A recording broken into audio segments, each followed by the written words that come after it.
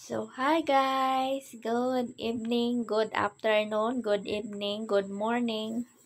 So, before we start, disclaimer sa mga taong hindi gusto ang video na to, please skip the video and maghanap kayo ng video gusto nyong panoorin.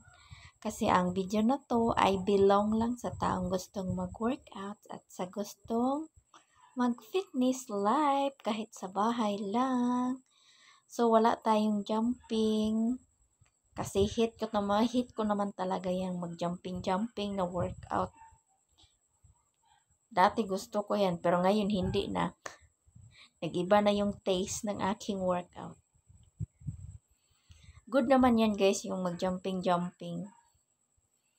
Pero sa akin, hindi ko bet talaga yun. Kung ano lang yung gusto kong workout gawin, yun na lang. So, magpatuloy tayo dahil wala tayong jumping. Dito tayo sa floor at ang legs. Dahil malaki nga yung ating legs at saka ang ating bell. So, yan ang ating workout na gagawin. Magbawas ng mga sibo sa katawan at mga, siyempre, sibo talaga. Mga fats. Maganda yung i-maintain lang yun natin ng paunti-unti. Hindi naman natin kailangan na bonggang-bonggang pagpapayat. Mapagpawisan lang tayo, okay na yan. Simplihang workout lang dahil wala naman tayong mga kagamitan dahil nandito lang naman tayo sa bahay nagwo-workout. So, no need na maraming kabiga-bigaan sa workout. As long as nga comfortable ka sa ginagawa mo, ipagpatuloy mo lang. So, huwag nyo kalimutan guys, mag-count pa rin kayo ng, syempre 1 minute, step by step, ng galawan sa inyong workout. Importante yung count. So, ako habang nagganyan, hindi ko kailangan talaga magsalita. Kasi nga, pag magsasalita pa ako, parang hinihingal na ako ng bonggang-bongga. So, kailangan tahimik lang, memorize sa pag-counting. Yung walang istorbo talaga. Para makapag-focus ka sa iyong ginagawa.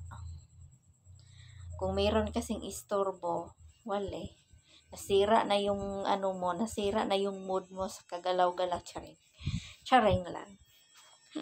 Paulit-ulit lang tong ating ginagawa, no? Kasi yan lang naman ang ating purpose, guys. Magpapaliit ng mga dapat paliitin.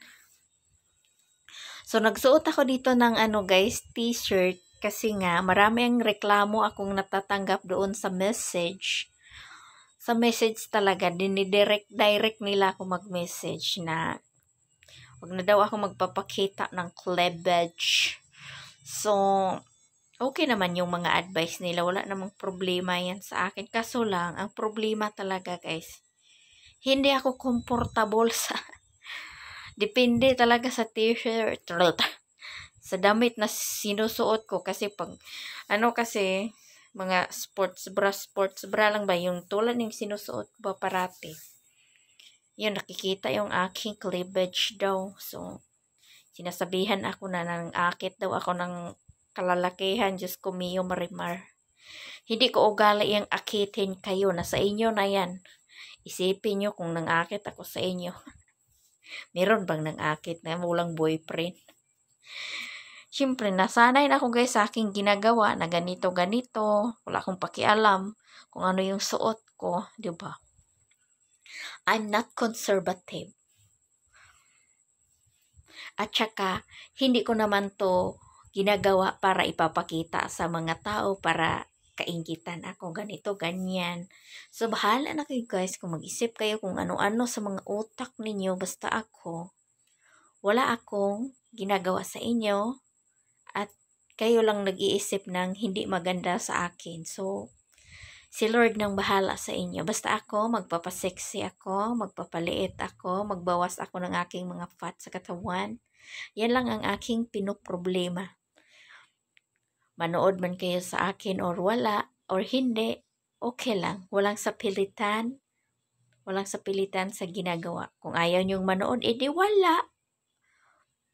Maghanap na nga kayo ng video. Kaya nga ako nag-disclaimer. Kung ayaw niyo ng video na to, maghanap kayo ng video gusto nyong panoorin. So, ang video nga to guys, nga pastilan, dolor ning magsigitag voice over, muram bataning malimots to ang kinabuhi. So, ayan, para magka-ship yung inyong puwet. In short, inyong kalubutan, mag-workout kayo ng ganyan.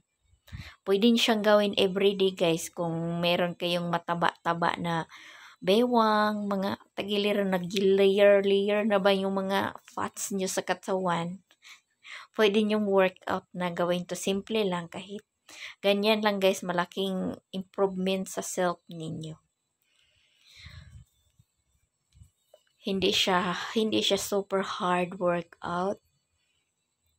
Pero kung bago ka pa lang, mahirapan ka talaga, guys. Masakit 'yung sa ano ba dito sa tuhod, masakit. Pero sa akin wala nang wala nang effect 'yan kasi matagal ko naman 'yung ginagawa.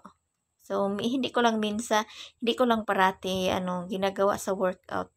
Kasi maiba-iba naman tayong step, no. So kailangan lang natin na sundin kung ano yung ituturo sa iyo, yun lang yung gawin yung workout. So, wala namang mawawala sa inyo guys kung mag-try kayo mag-workout. Love yourself. Ganon. Kanya-kanyang paraan ba sa buhay para mag-stay healthy and stay happy. So, umabot to guys ang video na to ng 8 minutes and 4 seconds. Ganyan lang. Nagtatanong pa kayo sa akin kung bakit din lumalaki ng aking harapan. So, alam nyo na, nag-workout yan si Cordapia expecting imbes na lumiit yung harapan mo, mas lalong lumaki. Ewan ko ba kung bakit. Wala rin akong maisagot sa inyo kasi wala naman akong ginagamit pang palaki sa dibdib. Just a normal